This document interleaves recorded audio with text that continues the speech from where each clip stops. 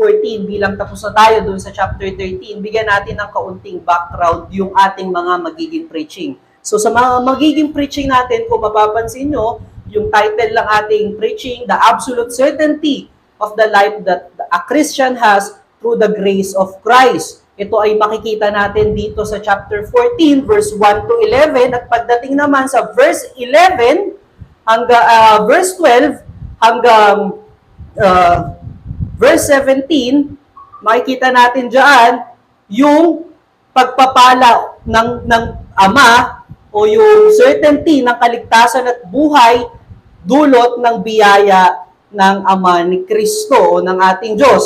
Pagdating naman sa verse 18 to verse 31, ito naman yung pagpapala ng banal na Espiritu sa atin upang higit nating maintindihan, maunawaan at maisapamuhay yung katotohanan na ibinigay ni Kristo sa ating buhay, at ito rin ay nagpapatunay na certain at absolute yung salvation na ating tinanggap at yung buhay na eternal na ipinangako ni Kristo sa atin.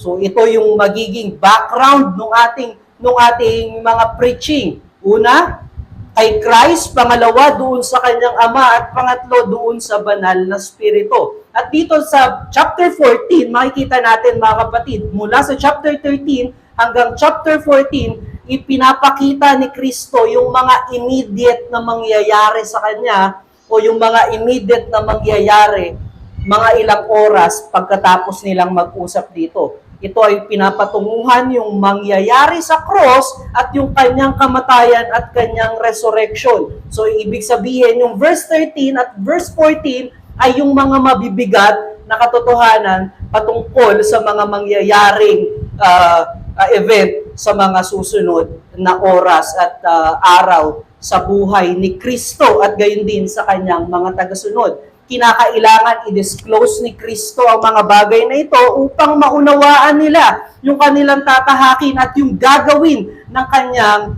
mga tagasunod. At bilang pagdudugtong at paano natin maiko-connect at paano natin mauunawaan yung bagay na ito sa pagbibigay ng absolute certainty ni Kristo sa buhay na kanyang ibinigay sa atin, ibalikan natin, i-reviewin natin yung mga preaching na nangyari doon sa chapter 13. Makikita natin na yung nangyari doon sa chapter 13 na naunawaan natin na yung leadership ni Kristo ay rooted doon sa kanyang pag-ibig.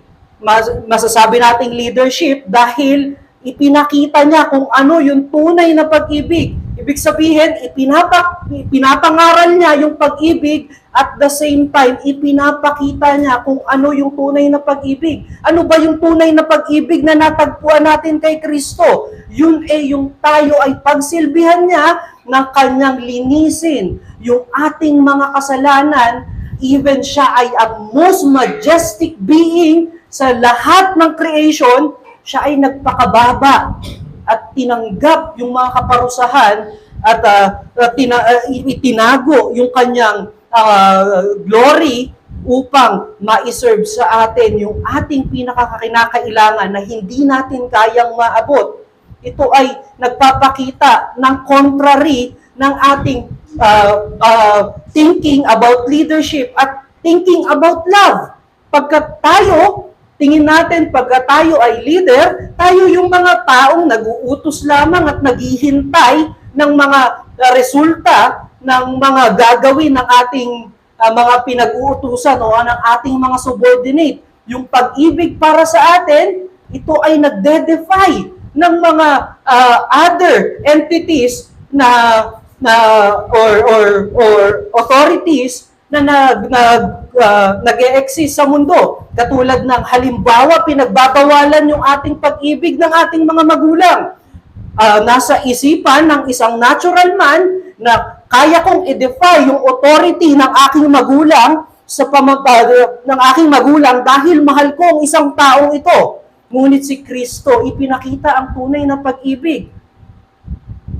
Pinakita niya na yung kabanalan ng Diyos ay hindi ang pag-ibig ng Diyos ay hindi dinedefy yung kabanalan at ang kanyang righteousness.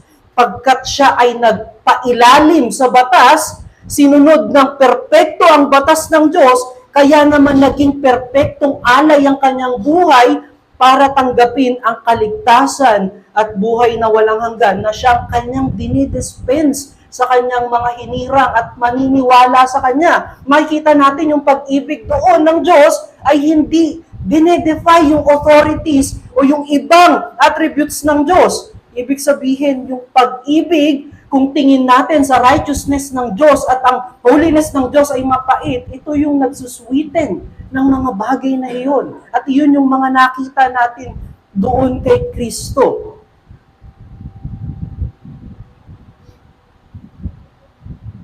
At sa pamamagitan ng pagpapakita ni Kristo ng kanyang leadership at ng kanyang pag-ibig, nauwi ang Panginoon o ang katotohanan sa pagpapakita ng pag-ibig ng ating Panginoon, hindi maiiwasan yung pangamba sa mga mangyayari dito.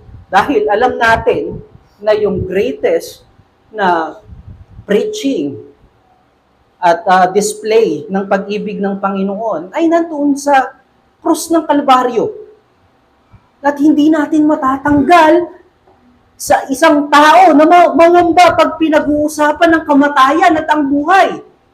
Tayo ay natural na mangamba sa ating sitwasyon. Katulad ng ating pinapananampalatayanan na lahat ay magiging ayos kahit tayo ay nasa gitna ng sitwasyon na magulo dahil may pinagtitiwalaan tayong great end na ipinangako ang Diyos.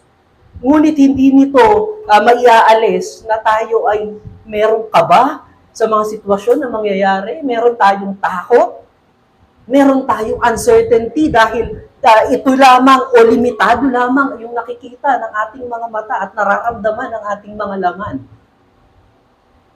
Kaya naman dito sa passage natin ngayong umaga, ipinakita ni Kristo na bagamat may pangamba dun sa kanyang pagdidisplay ng kanyang pag-ibig sa krus ng Kalbaryo, hindi dapat matakot yung kanyang mga disciples at mga tagasunod.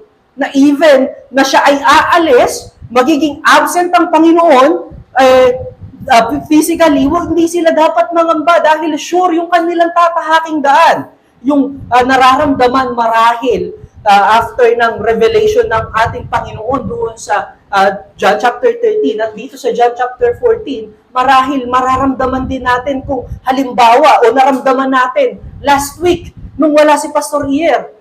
Malamang tayo ay aligaga sa mga bagay. Paano yung mga bagay na ito? Ano yung gagawin natin sa mga bagay na ito? Ito yung nandoon sa isipan natin. At malamang naranasan natin at naramdaman natin yung mga bagay na yan. Ngunit mas higit yung nararamdaman ng mga disciples. Imagine natin mga kapatid, iniwan nila yung kanilang mga kinabubuhay para sundin si Kristo. At ngayon sinasabi ni Kristo na siya ay lilisan. At imagine natin, alam nila at sila ay sure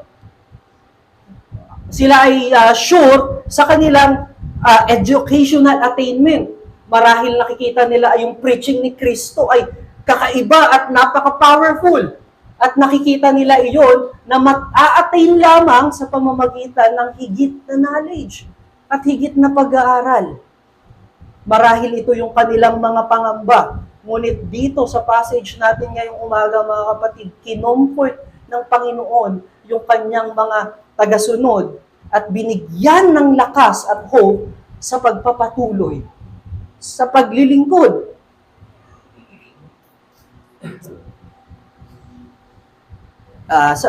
Dito sa ating passage ngayong umaga, mga kapatid, ipinapakita na ito ay tunay na pag-ibig ng ating Panginoon, na tunay na gospel ng ating Panginoon. Kung tatanungin ng isang tao o isang Kristiyano, ano ang kanyang paboritong verse? Marahil, kadalasan, ang isasagot ay ang 1 Corinthians 13. Dahil yun ay nag-speak about love. At hindi natin pwede ring sabihin na one time ay naging paborito natin to at especially, paborito pa rin naman natin siya hanggang ngayon. At yung iba naman, yung other naman na mga, yung iba naman ay bumoboto dito sa John chapter 14 verse 6. Pagkat ito yung nagpapakita ng kaligtasan ng tao, especially sa mga reform.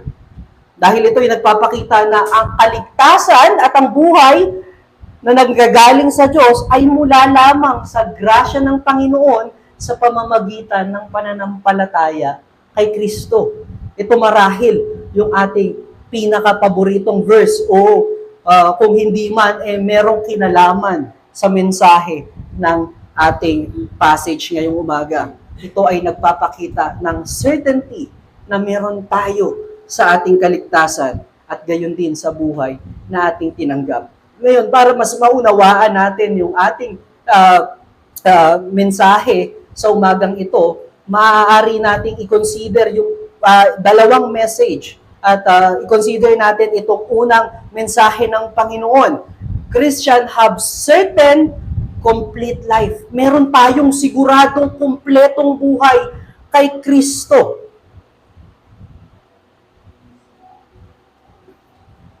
Ang struggle na meron sa buhay ng isang tao, tunay yung struggle sa buhay ng isang tao. Kaya naman, napaka-importante yung pagpili natin, katulad nung sinasabi natin doon o yung pinipreach o ibinibigay na mensahe nung ating Sunday School nung nakaraan. Naku po, nawala ako sa aking. Kaya naman, napaka-importante nung decision. Dapat malaman natin kung saan patutunguhan yung isang bagay na ito. Katulad nung Sunday School na itinuro ni Pastor Iyer. Di ba, pagpipili tayo ng isang bagay na ating gagamitin, titignan natin kung saan natin siya magagamit at kung madalas ba natin gagamitin ang bagay na ito. O kung aalis tayo, hindi tayo aalis ng iisa lang ang purpose natin. Nais natin na masulit natin yung paglabas natin ng bahay, marami tayong magawa at maging productive yung ating pag-alis ng bahay. And that is choices. At bago natin gawin yung choices na yon o yung choice na yon, titignan natin yung mga bagay kung saan magbe-benefit ng marami ang ating mga sarili at gayon din yung ating yung mga nakapaligid sa atin. Marahil makikita natin dito na nag-question si Thomas doon sa ating Panginoon, doon sa verse 4. Makikita natin na sinasabi niya sa Panginoon, Panginoon, paano namin mauunawaan kung saan ka pupunta at kung paano ang mangyayari sa amin? Kung ano yung mangyayari sa susunod. Ito ay dahil doon sa chapter 13 na mga inireveal ng ating Panginoon. Merong uncertainty na nararamdaman si Thomas at gayon din yung mga disciple ng ating Panginoon dahil doon sa kapahayagan ng betrayal ni Judas Iscariot. Gayon din doon sa paglisan ng Panginoon na aalis na yung kanilang leader at iiwanan sila sa physical world. Gayon din yung denial ni Peter. Imagine, napakadami ng nangyayari doon sa kanilang samahan. O kung ilalagay natin, o para mas maunawaan natin, meron sa ating grupo ngayon na siyang magsusuplong kay Pastor Iyer doon sa pulis na mayroong ganitong itinuturo at nag-uumpisa ng revolusyon si Pastor Iyer. At meron naman, isa sa atin na malalaman natin na pag tinanong, ide-deny si Pastor Iyer. Ano yung ating mararamdaman? Tunay ba yung ating samahan o tunay ba yung ating pag-ibig? O tunay ba yung ating samahan na o yung papatunguhan ng ating samahan? But most especially mga kapatid, ang mas nakakatakot o mas nagbibigay ng anxiousness sa kanyang mga disciples ay yung revelation ng kamatayan ng ating Panginoon. Pagkat ito yung daan ni Kristo pabalik doon sa kanyang Ama. At ang daan ni Kristo para i-claim yung kaligtasan at buhay na kanyang ipinapangako sa kanyang mga hinirang. Sa kanyang mga sinabi ng ating Panginoon, do not your heart, do not let your heart be troubled. Pagkat alam niya na magiging anxious sila sa magiging balita o doon sa scenery na kanilang makikita, doon sa kanilang Panginoon at gayon din sa kanilang master. Makikita natin, mga kapatid, na inihahanda ni Kristo yung puso ng kanyang mga tagasunod sa mas higit na dismaying na balita o dismaying scene of event na kanilang matatagpuan sa kamatayan ng kanilang Panginoon at kanilang sinusundan. Ganito yung nasa isip ni Kristo nung kanyang sinabi, do not let your heart be troubled. Sinasabi ni Kristo na siya ang Diyos at tagapagligtas, ngunit siya ay namatay. Unang, hindi na magandang balita doon, yung tagapagligtas ay namatay. At pangalawang masamang balita doon o negative notion ng balita na iyon, namatay siya sa kapamaraanan ng pinakamababang klase o pinakamababang klase ng tao lamang ang dapat na meron. So kung ikaw ay tagasunod ng isang tao o isang tagasunod ng isang leader, iisipin mo ba na tama yung iyong susundan? Iisipin mo ba na tama ba yung aming pinaglalaban? Tama ba yung aking doktrinang pinanghahawakan? Ito yung sinasabi ni Kristo sa kanila.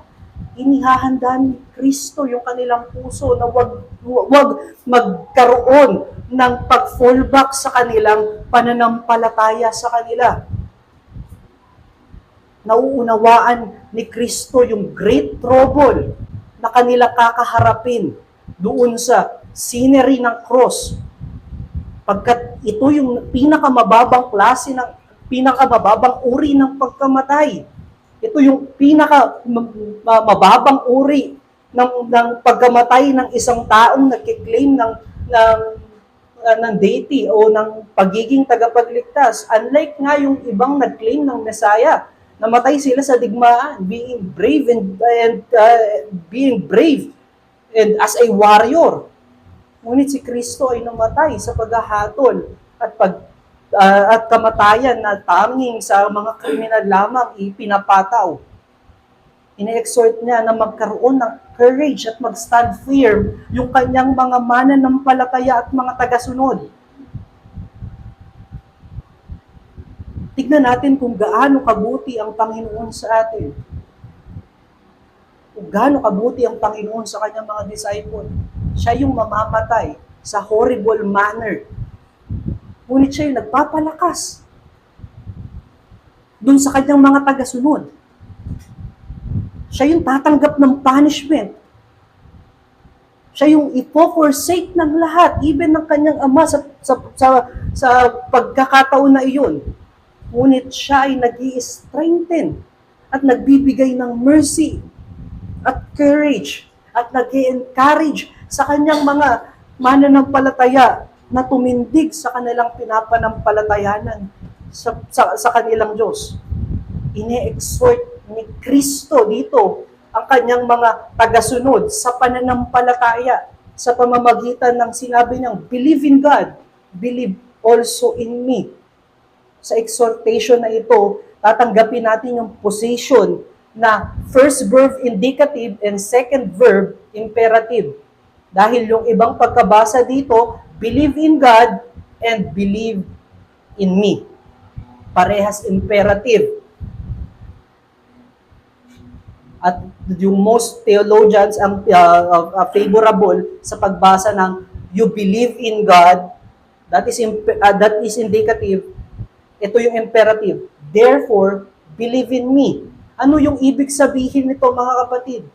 Kung naniniwala kayo sa Diyos, maniwala din kayo sa akin. Bakit natin tinake yung position na ito? Because yung indicatives na sinasabi na kung naniniwala kayo sa Diyos, therefore, maniwala din kayo sa akin. Dahil doon sa claim ni Jesus Christ sa verse 7 at verse 10 to verse 11. Sa verse 7, sinasabi ni Kristo na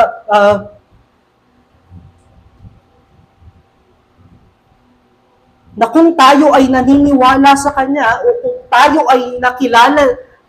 ay nakakakilala sa Kanya, nakilala na rin natin ang Kanyang Ama. Sa verse 10 to 11, sinasabi naman ng ating Panginoon na si Jesucristo na yung Kanyang salita at yung Kanyang gawa ay nanggagaling o salita mismo at gawa mismo ng Kanyang Ama. Kaya naman, kung tayo ay naniniwala sa promise ng ating Panginoon doon sa Old Testament, maniwala din tayo sa promise ni Kristo na dadalhin tayo sa kaligtasan at tunay na eternal na buhay. Even dumaan tayo doon sa pinakamababang point ng ating buhay. At even makita natin na si Kristo ay namatay doon sa pinakamababang uri ng kamatayan na meron ang isang tao. Ito ay nagko-conclude na si Kristo ang manifestation ng invisible God. Sinasabi ni Kristo na kung kayo ay naniniwala na ang Diyos doon sa Old Testament ang siyang nag-create, tignan nyo yung aking preaching. Tignan nyo yung aking mga signs na ginawa. Yung pag-turn ng water into wine, yung healing ng official son, yung feeding of the 5,000, yung pagpapagaling sa lame man sa Bethesda, yung paglakad sa tubig, giving sight to a man born blind, most especially, the raising of Lazarus. Lahat ng teaching ni Kristo at gayon din yung kanyang mga signs ay nagli-lead para paniwalaan natin na siya ay anak ng Diyos. Siya ay kabilang sa Trinidad, sa dakilang Trinidad. Na kung ano yung ginawa ng Panginoon sa Old Testament na creation at kapangyarihan ng Diyos, yun din yung same na kapangyarihan ni Kristo upang magligtas at magbigay ng buhay. Nire-remind niya yung kanyang mga tagasunod na sa most confusing at chaotic event of their life, na masaksihan nila yung kamatayan ni Kristo sa krus ng Kalbaryo. Natandaan nila na si Kristo ay anak ng Diyos, na bagamat mangyari ang bagay na iyon, hindi matatanggal nito na siya ay Diyos, na siya ay tagapagligtas. Ine-exhort niya yung kanyang mga tagasunod na maging dumaan man si Kristo sa mababang uri ng kamatayan, panghawakan nila yung kanilang pananampalataya kay Kristo. At hindi lamang yun yung exhortation ni Kristo sa kanila.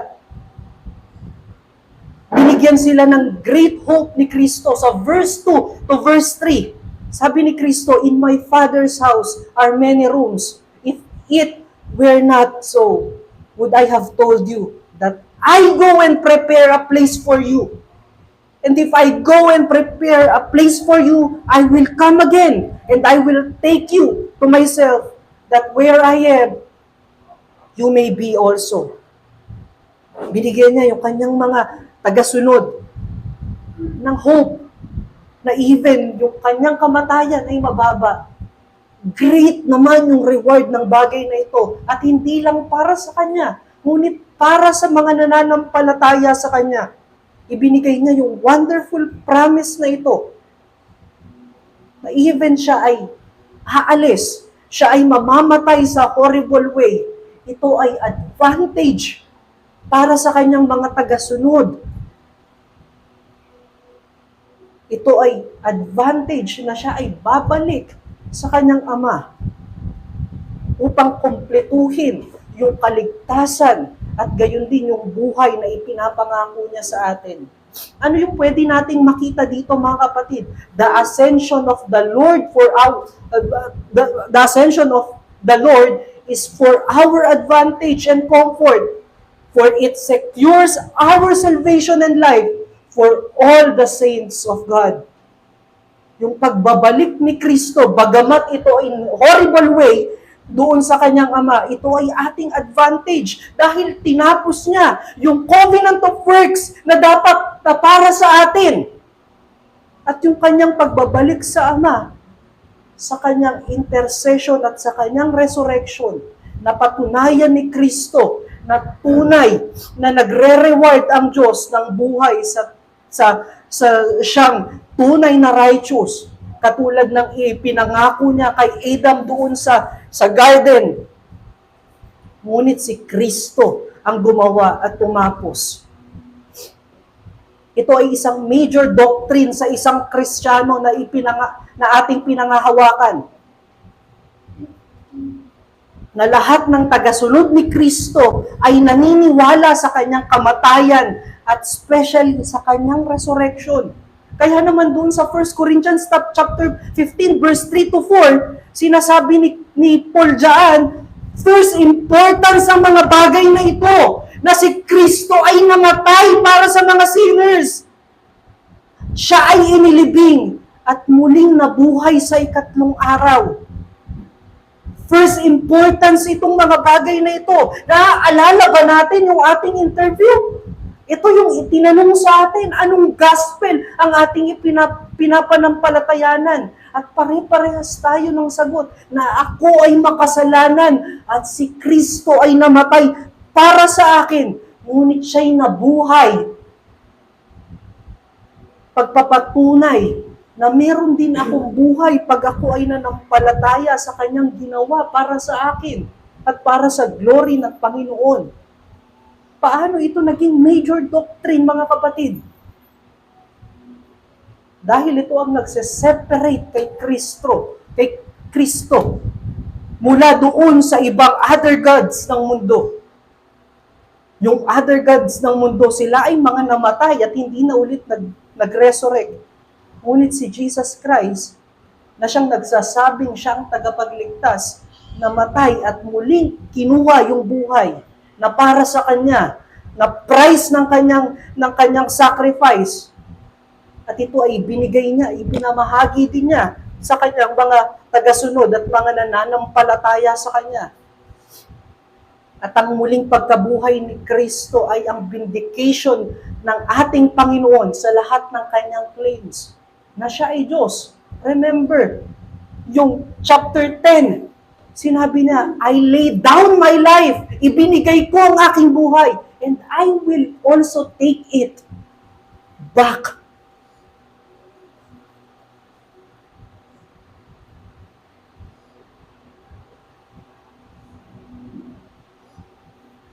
At pwede rin nating sabihin, mga kapatid, na without the resurrection of our Lord Jesus Christ from the dead, there would be no Christian history.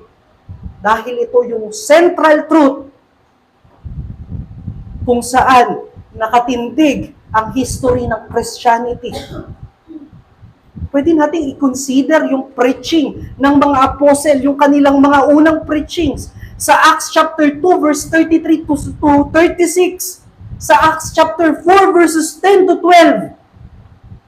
At gayon din si Apostle Paul sa Romans chapter 1 verse 3 to 4.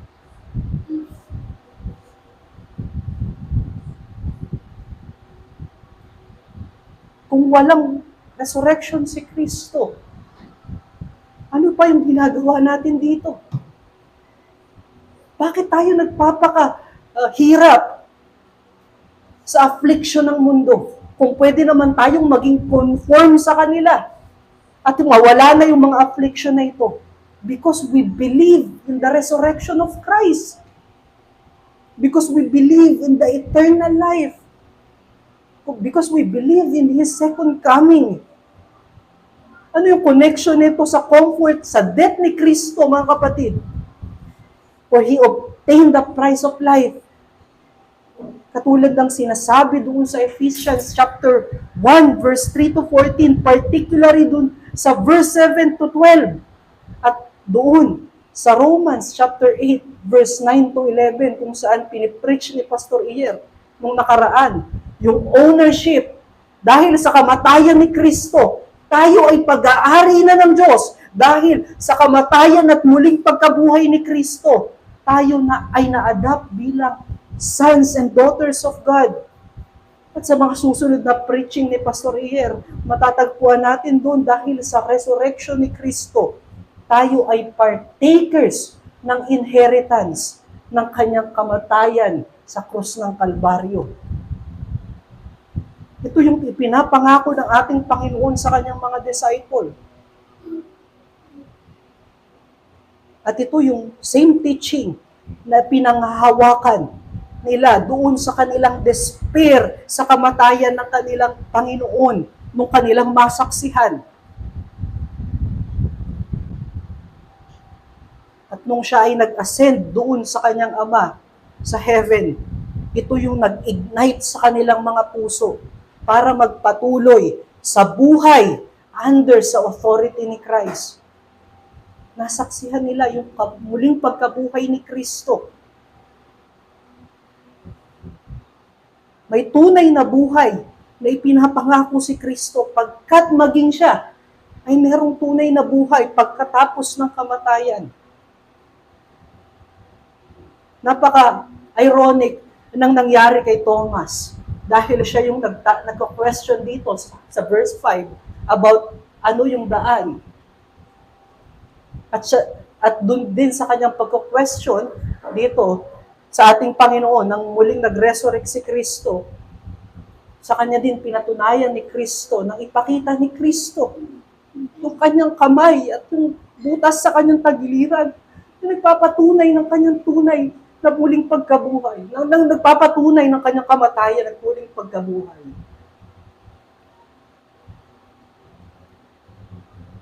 At ito yung ating mga pinanghahawakan, mga kapatid. Ang pinupunto natin dito, believe in the certainty of good future that the Lord Jesus Christ has secured for all those who have faith in Him. Maniwala tayo dun sa kasiguraduhan ng mabuting kinabukasan at mabuting buhay na ibinigay ni Kristo pagkat ito'y kanyang sinecure. Tunay, mga kapatid, na may mga difficulties in life like itong nangyayari sa mga disciple ng ating Panginoon dito sa chapter 14. Nang malaman nila na isa sa kanila magbe-betray, yung isa sa kanila ay magde-deny, ang kanilang leader ay mamamatay in horrible way. Ito ay tunay din sa atin. Kadalasan, minsan marahil dumadaan tayo sa mga katulad, same affliction na katulad nito, na seemingly yung buhay natin, walang patutunguhan. Seemingly, yung ating paglilingkod ay hindi nagiging kagamit-gamit even doon sa malapit na tao sa ating mga buhay. Seemingly, hindi tunay yung sinasabi ni Kristo na kapangyarihan ng kanyang gospel. Seemingly, hindi tunay yung life na pinagkakaloob ni Kristo dahil ikaw lang yung nakakadama at hindi mo nakikita dun sa iyong mga minamahal sa buhay at sa mga taong nakapaligid sa'yo. Sinasuggest niyo po, mga kapatid, maging ganito man ang sitwasyon na ating nasasaksihan sa material world, ang paniwalaan natin at ang panampalatayanan natin ay yung salita at ang pangako ng Panginoon. May tamang panahon ng Panginoon upang i-vindicate ang lahat ng pangako niya sa bawat isa sa atin.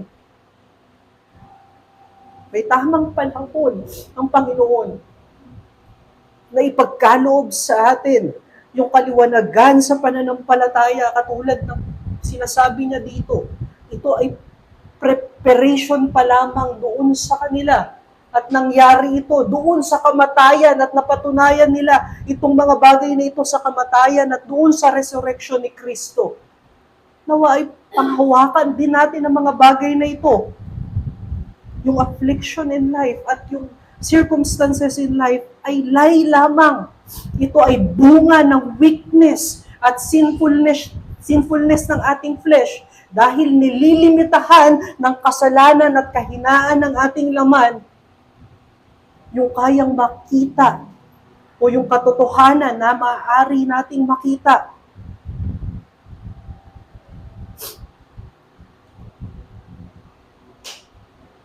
Pag nandito tayo sa mga pagkakataon na ito, alalahanin natin yung kabutihan ng Diyos na ginawa sa ating mga buhay. Remember the miracle of regeneration. The faith that brings you to the knowledge of God and the delight that you have now in the righteousness of the Lord. Itong mga bagay na ito ay imposible sa atin. Ngunit ipinagkaloob at naranasan natin. Alalahanin natin pagka tayo ay nandoon sa pagkakataon na tayo ay magbe-break na doon sa ating pananampalataya. Alalahanin natin ito pag tayo ay halos bibitaw na sa ating pananampalataya kay Kristo. Ang natural man ay hindi pwedeng magkaroon ng pagkilala sa Diyos. Hindi pwedeng magkaroon ng delight doon sa righteousness ng Diyos. Ngunit ito ay ating naranasan. Ito ay naibigay sa atin.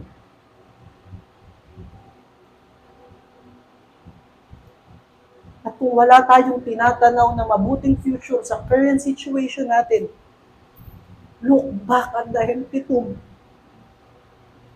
It is the proof that Jesus is victorious. It is the proof na tutuparin niya yung kanyang lahat ng pangako. Because it vindicates all His claims and promises. The most impossible thing na magkaroon o mangyari sa mundo na ipakita ni Kristo at tinupad ni Kristo. Nawa itong mga bagay na ito, mga kapatid, ang magbigay sa atin ng higit na kagalakan at higit na pag-aantay sa pagbabalik ng ating Panginoon na siyang perfecter at author ng ating faith, katulad ng sinasabi sa Hebrews 12, verse 1 to 2. Pagkat doon sa pagbabalik ni Kristo, wala nang kahinaan ng flesh. Wala nang affliction. Wala nang sorrow. Wala nang clouds of lies na maaaring maghinder sa atin na maniwala kay Kristo, na makita yung beauty ng buhay sa presensya ni Kristo. At kung hindi mo nararanasan ito, kapatid, kung wala ka pa sa pananampalataya kay Kristo, eh hindi mo mararanasan ang bagay na ito. Wala kang bagay na pwedeng i-look back. Ngunit ang ipinapangako ni Kristo, mararanasan mo ang mga bagay na ito kung ikaw ay mananampalataya sa Kanya, magsisisi sa iyong kasalanan, at magpapailalim sa Kanyang otoridad. Wag mong ipagmalaki yung iyong paglaban sa affliction sa pamamagitan ng iyong lakas. Wag mong ipagmalaki yung iyong nagagawang righteousness sa pamamagitan ng iyong sarili. Dahil hindi iyan ang magliligtas sa'yo. Walang certainty sa bagay na yan. Walang certain salvation at walang certain life sa bagay na yan. Tanging na kay Kristo lamang sa kanyang kamatayan sa krus at sa kanyang muling pagkabuhay. At para sa mga covenant members, ang ating unang challenge, let our eyes always be fixed on the great work of the Lord on the cross and His resurrection. I-fix natin yung ating mata dun sa kamatayan ni Kristo at sa kanyang muling pagkabuhay. Bakit?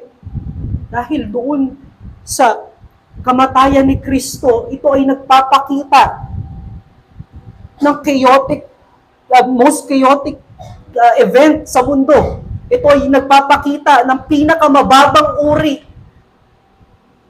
o pinakamababang event sa buhay ng isang tao.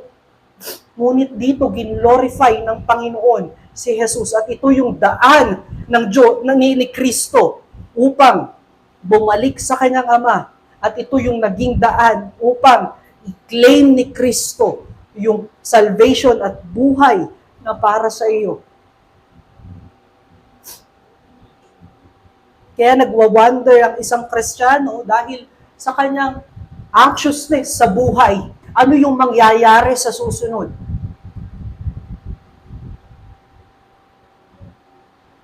Panghawakan mo yung pangako ni Kristo na may mangyayaring maganda sa hinaharap, na ikaw ay, na tayo ay magiging kapiling niya at mawawala na lahat ng kahinaan at mawawala na lahat ng sorrow, lahat ng affliction sa ating mga na ating nararanasan. Nagiging troubled tayo dahil akala natin forever yung mga afflictions and sufferings na ito. Brethren, it is temporal. What is more important is the eternal and spiritual things. And that will lead us doon sa ating second message. There is certainty of salvation. Isa sa mga kinakatakot natin kung paano ba tayo naligtas at paano ba talaga tayo maliligtas. Katulad nung tanong ni Thomas dito. Bagamat sinabi ng ating Panginoon sa verse 4, doon sa kanyang pertaining doon sa verse 3 at verse 2 at verse 3, na yung kanyang pagbabalik sa Ama ay advantage natin at yung kanyang kamatayan ay ang kanyang daan patungo doon sa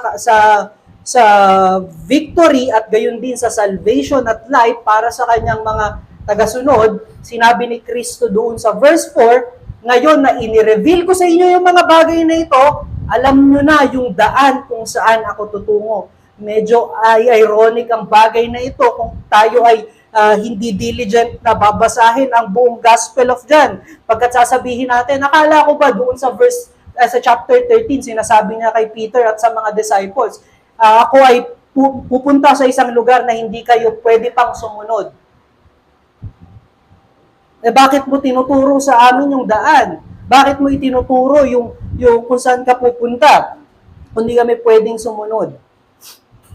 Ibig sabihin ni Kristo sa chapter 13, mga kapatid, hindi sila maaaring sumunod dahil meron pang purpose ang Lord sa kanila dito sa mundo. Ito yung pag-establish ng church ni Kristo. At dito naman sa verse 4, yung eschatological o sa hinaharap na mga bagay yung kanyang sinasabi. Ngunit doon sa kapahayagan ng ating Panginoon sa kanyang sinabi, nagkaroon ng confusion si Thomas.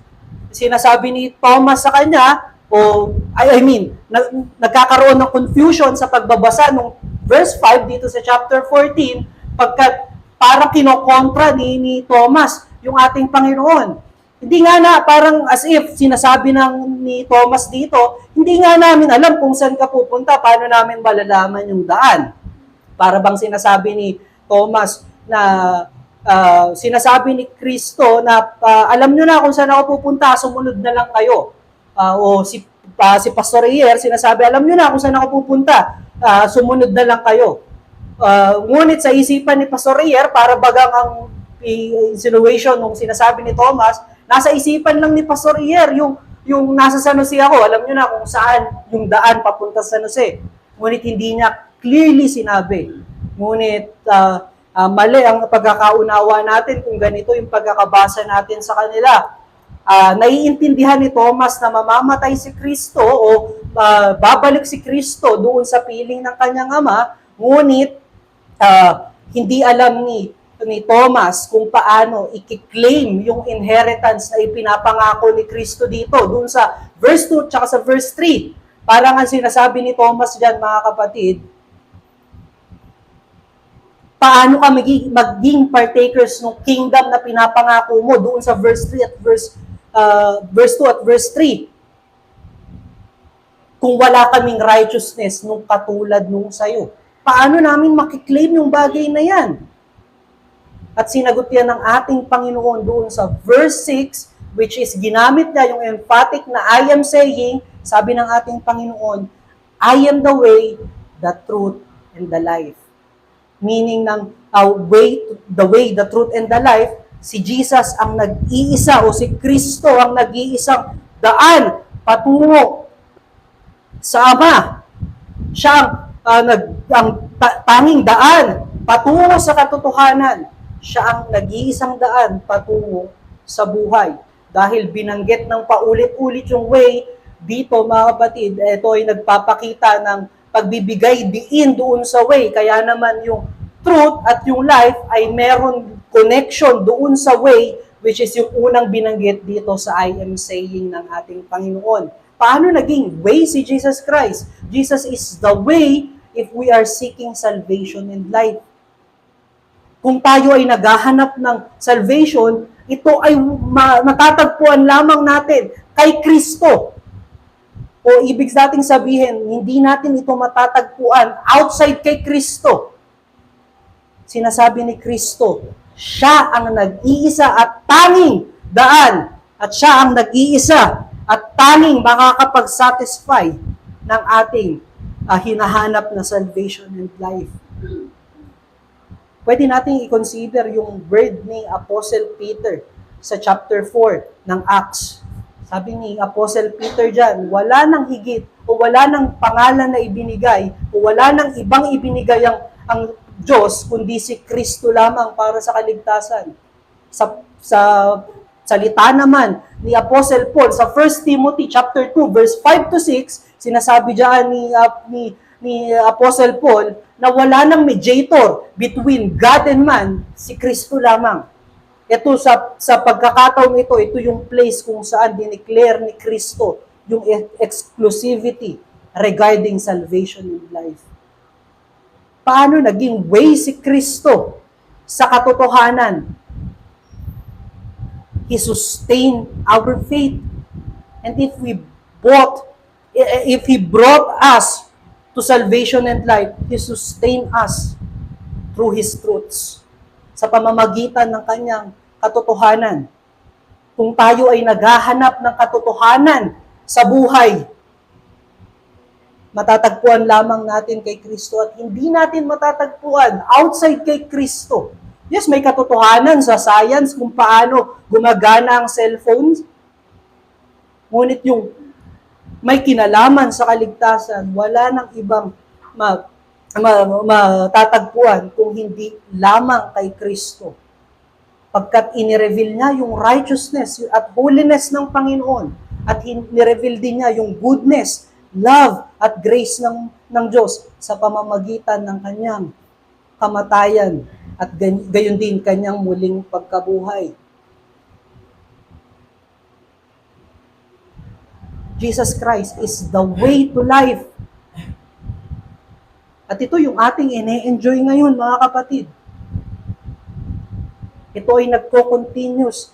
Dahil sa continuous provision ng truths ng Panginoon sa atin, nagkakaroon tayo ng delight sa buhay. Delight doon sa buhay na kanyang ibinigay. Yes, merong hardship and difficulties in life. Ngunit tayo ay merong joy at peace. Because dahil doon sa truth na ating pinangahawakan mula kay Kristo.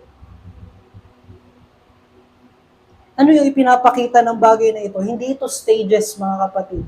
Ipinapakita lamang nung I am saying ni Kristo. At pagsagot niya doon kay Thomas na yung salvation at life na ibinigay o salvation na ibinigay ng ating Panginoon ay complete. Walang kulang. Kumpleto. Mula doon sa ating introduction sa kanyang sa katotohanan, siya yung provision ng Panginoon sa sustenance natin sa ating buhay bilang Kristiyano. Siya yung pinrovide ng ating Panginoon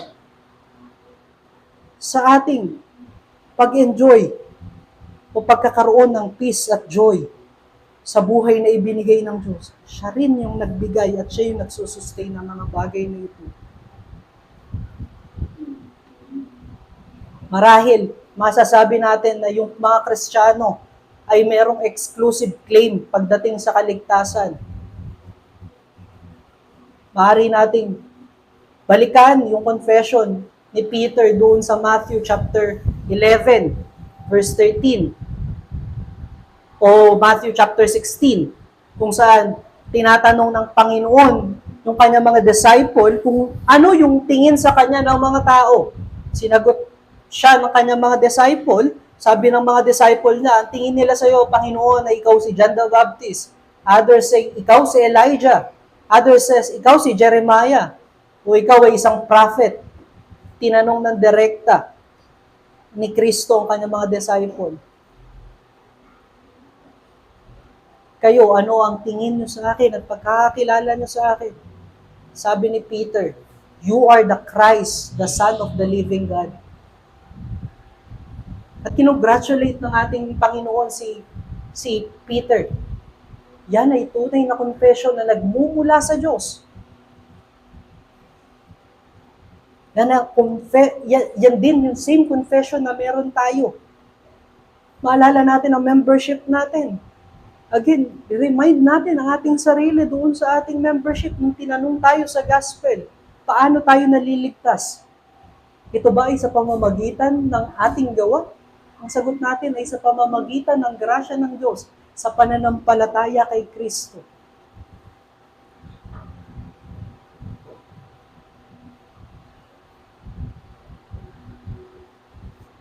Ang salvation at ang eternal life ay matatagpuan lamang kay Kristo. Ito yung heart ng gospel. That we may know Christ and be convicted o convinced that He is the Son of God. Ito rin yung same na heart ng gospel na isinulat ni John.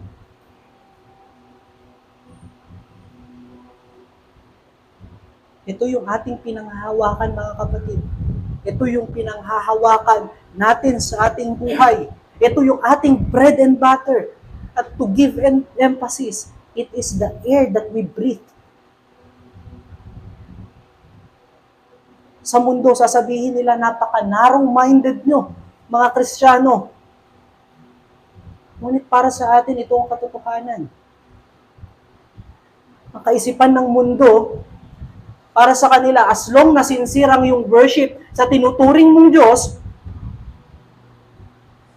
maaring makita ng Diyos yan na sincere ka at bigyan ka na ng iyong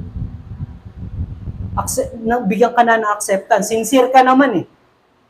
Yun yung mensahe ng mundo. At ito ay nagdadala sa atin sa recollection dun sa isang claiming na isang pastor nung siya ay in-interview ng big celebrity na galit doon sa exclusive claim ng Christianity about salvation. Tinanong siya, dumating sa part na tinanong siya kung siya ay naniniwala na si Jesus Christ lamang ba ang tanging daan sa kaligtasan at sa eternal life. At yung kanyang answer ay non-Christian-like. Dahil pinresent niya si Kristo na parang katulad lamang ng ibang Diyos ng mundo. Non-verbatim ang kanyang sagot eh, He is just a road mark. One of the road marks to follow. So there is another way. But our God, our Lord, our Savior, claiming that He is the only way to salvation. He is the only truth. That is why we are convinced when we say, we believe that Jesus Christ is the truth, we believe that He is the only way to salvation. Tandaan natin, many church martyrs died burning state because of this confession. Naalala natin yung kaninang sinabi ni Deacon Jeff about sa 1 John, we confess our sin. Yes, that is another way to confess Jesus Christ is our Savior. This is how we confess that He is our Lord. That He is the only way to salvation. Again, it is the air that we breathe. Ito dapat yung hininga natin. Hindi katulad ng pastor na yun, na naliliit dahil lamang dun sa kanyang malaking celebrity na kaharap. Ibinigay nila ng mga martyrs ng church yung kanilang buhay dahil sila ay fully convinced na si Jesus lamang ang tanging daan. And I pray to myself and also for you that we are also convicted of these truths. Kung tatanggapin natin na merong another way, foolishness, yung kamatayan ng mga martyr. At sasabihin dahil natin na foolishness, yung hindi pagtanggap ni Kristo sa offer ni Satan sa Matthew chapter 4. Nang sinabi ni Satan, lumuhod ka sa akin at mapapasa iyo ang mga cities na yan. Isang luhod lang yun? Baka naman tanggapin ng Panginoon yung isang pagkakamali na yun. Tanggapin ng Ama yung isang pagkakamali ni Kristo na yun. Oh, brethren. Kung sasabihin natin, may other way, dapat tanggalin natin yung Matthew 4 sa Bible natin. Ano yung pinapangalandakan dito? It teaches faith that we worship, that worship is exclusive to God, that we fully believe na tayo ay nakatanggap ng salvation dahil lamang kay Kristo, sa pamamagitan lamang ni Kristo.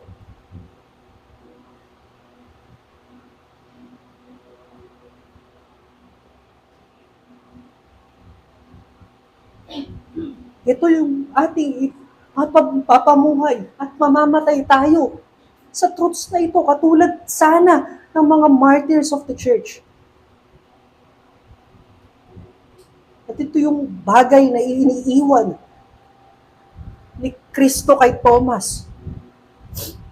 It is through faith in Him that will bring us to be partakers of the kingdom. Ang tanong ni Thomas, paano ako magiging partakers niyan kung wala akong righteousness ng katulad mo?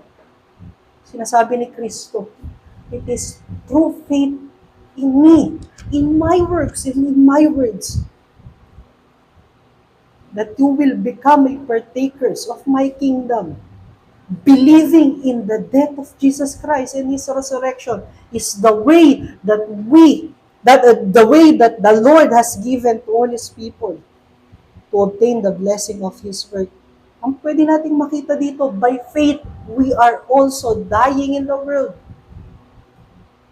Hindi man tayo katulad ng way ni Kristo na namatay sa krus ng Kalbaryo para ma-claim yung inheritance na pinangako ng kanyang Ama. It is by faith that we are dying in the world. Pinapatay natin yung ating sarili sa mundo. Inireveal ng ating Panginoon ang kanyang Ama sa atin sa pamamagitan ng kanyang perfect life, ng kanyang death at resurrection.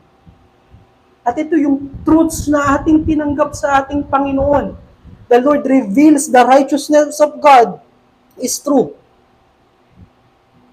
Tunay yung righteousness ng Panginoon sa pamamagitan ng kanyang perfect life.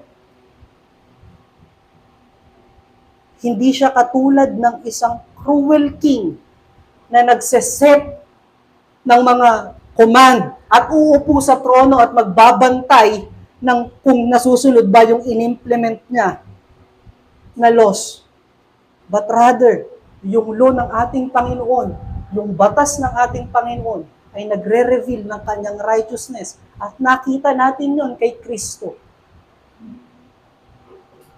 Si Kristo ay nag-reveal ng holiness ng Diyos sa pamamagitan ng kanyang kamatayan sa cross. Ipinakita niya yung kabanalan ng Diyos. Na ang Diyos ay separated sa mga makasalanan. Sa pamamagitan ni Kristo na i-reveal yung fountain of goodness ng Diyos. Nung siya ay mamatay in your behalf, in my behalf. At nung ipamahagi niya yung inheritance ng kanyang victorious na work doon sa cross. Lahat ng ito, yung truths na ating pinangahawakan, mga kapatid. At ito yung ating nilalakaran sa ating buhay. Meron na tayong delight ngayon sa righteousness ng ating Panginoon. Nag-strive tayo ng holiness ng ating Diyos. At nag-hope tayo sa grace ng Diyos kay Kristo araw-araw, katulad ng sinabi sa Lamentation chapter 3 verse 22 to 23. Ito yung ine-enjoy natin na buhay ngayon na sinusupply ni Kristo. At makikita natin sa gospel yung bagay na yan. At sa preaching, at sa mga exhortation, at sa prayer ng bawat isa, sa Lord's table. Alam niyo mga kapatid, ang enemy ng faith is unbelief. The main enemy ng spiritual eyes na meron tayo is yung sinfulness and wickedness ng physical eyes. Dahil kadalasan nire-reject natin yung revelation ng Diyos kay Kristo, katulad ni Philip doon sa verse 8. Nung sinabi ni Kristo na nung sinabi ni Kristo sa verse 7, nakilala nyo na ang Ama kung nakilala nyo ako. Immediately, sinabi ni Philip, Lord, ipakita mo sa amin ang Ama at yun ay enough na. It is weakness ng flesh. O weakness ng physical eye. Siya ay easily na nakalimutan niya yung mga ginawa ng Diyos. Yung teaching ng Lord na nagdala sa kanila sa pananampalataya.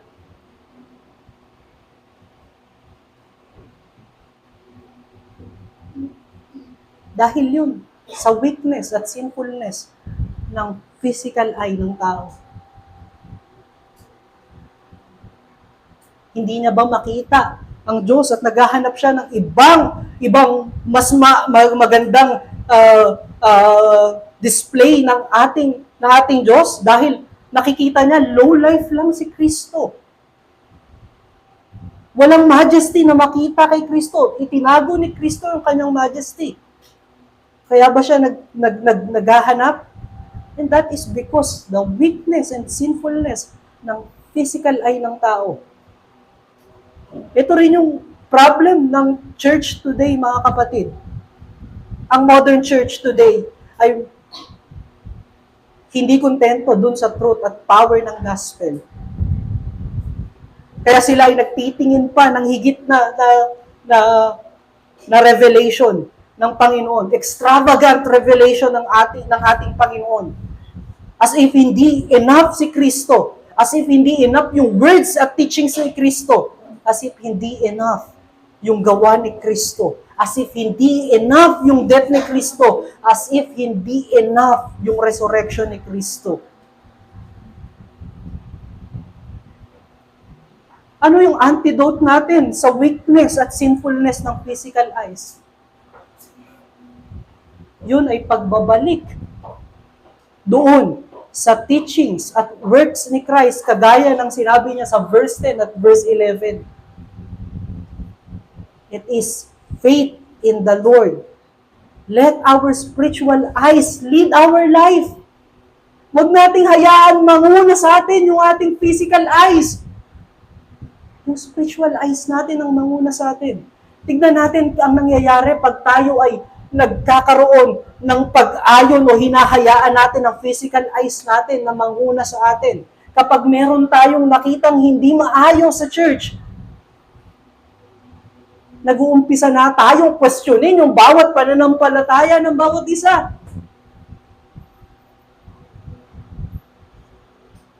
Pag may nakita tayong mali sa ating buhay, nag-uumpisa tayong mag-step back sa Lord at bumitaw sa pananampalataya. Ang pinupunto natin dito, be contented in the revelation of Jesus Christ, for it is the knowledge that will lead us to eternal life and comfort for our salvation. Walang ibang knowledge na ibinigay o walang ibang knowledge na worth to have than the knowledge that will lead us to salvation and eternal life. Hindi ko sinasabing hindi na tayo mag-pursue ng ating study and career. Ang sinasabi natin dito, mga kapatid, give more importance to our spiritual life. Katulad ni Joshua, nung kinomission siya ng ating Diyos sa Joshua chapter 1, verse 8, sabi ng ating Panginoon, meditate the law or the word of God day and night para manatili ka doon sa righteousness ng ating Panginoon. At kinokommission tayo ng Panginoon to lead as a Christian. Meditate the gospel day and night. Again, let us look back to those modern Christians today or modern churches today. Masyado silang invested sa revelation outside doon sa person ni Christ at sa word ni Christ. Ano yun? Dinadala nito sa kanila. Inilalayo sila kay Kristo. At inilalapit sila sa kanilang sarili.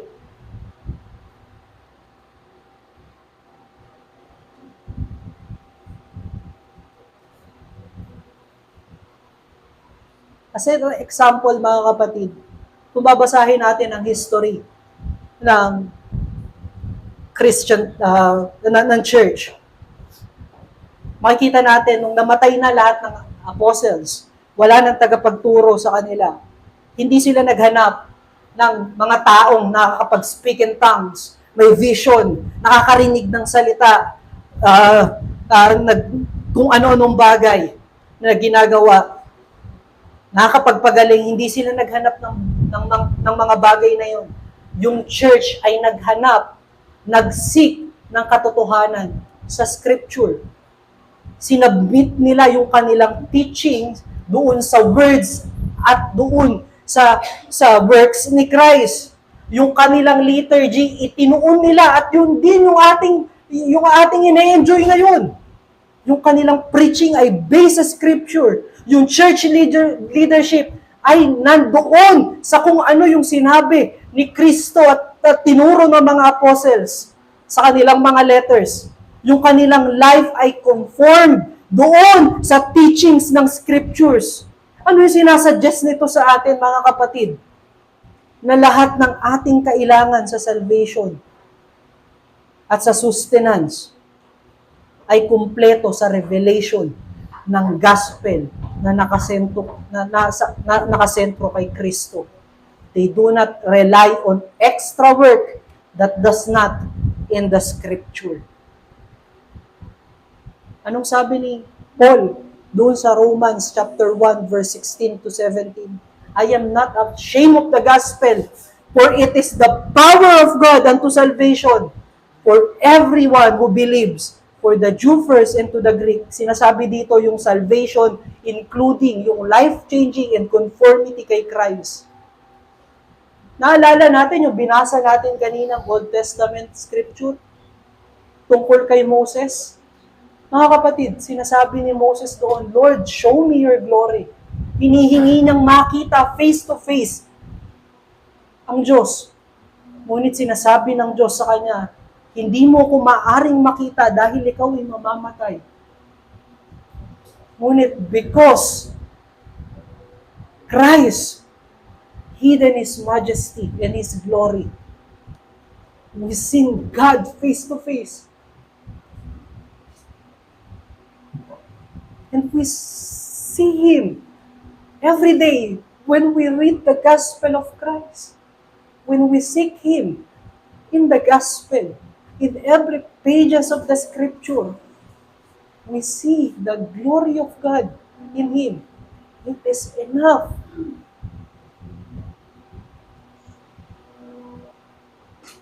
Ito yung nagpapakita na sigurado yung ating salvation. For God allow the gospel to move upon our lives.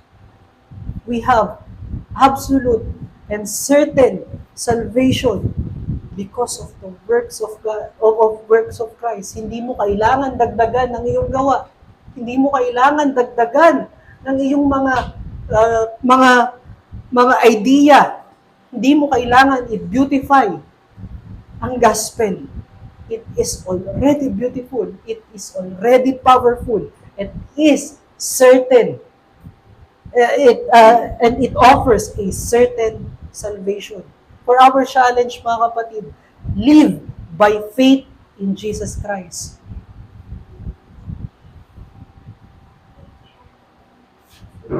Mamuhay tayo sa pananampalataya kay Kristo.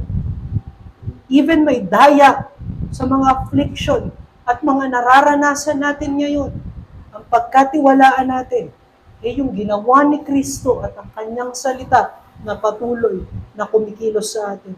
Sa ating pagtatapos, mga kapatid, we have absolute certainty in life, and it is provided by God through the Lord Jesus Christ. It is perfect from the beginning to the end. Napansin ba natin yung I am the way, the truth, and the life? I am the way.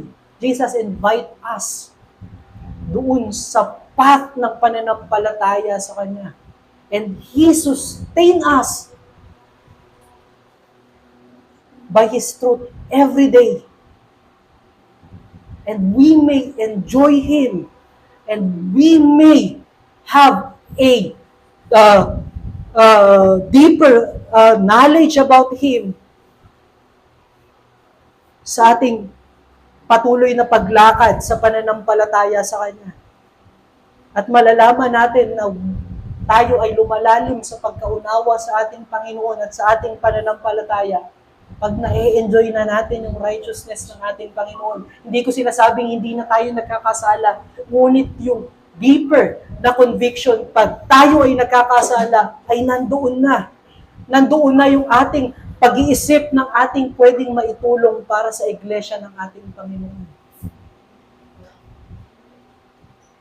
It is complete, mga kapatid.